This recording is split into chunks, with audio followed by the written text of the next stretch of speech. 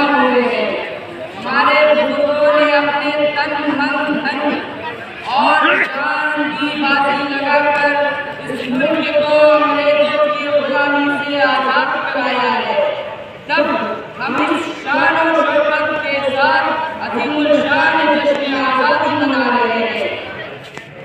मेरे बुजुर्गों, आज से तकरीबन 200 साल पहले हमारे प्यारे मुल्क हिंदुस्तान पर बड़ी चालबाजी में आई और मक्कारी के साथ समुद्र पार से आए हुए अंग्रेज कब हुए थे।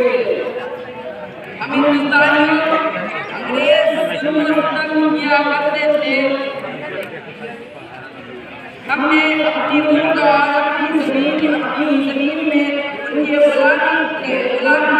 हम गुलामी की जंजीर को तोड़ने में कामयाब हो गए और आखिरकार हमारा मुल्क 15 अगस्त 1947 को आज़ाद हो गया। अंग्रेजों के जुल्म और सितम उनकी गुलामी से आज़ाद हो गया और हम सब हिंदुस्तानी आज़ाद मुल्क से शहरी हैं। चूँकि हमारा मुल्क हिंदुस्तान 15 अगस्त 1947 को आज़ाद हुआ, इसलिए हर साल 15 अगस्त को पूरे मुल्क ही आज़ाद का जश्न बड़े आबोताब के साथ मनाया जाता है। वाह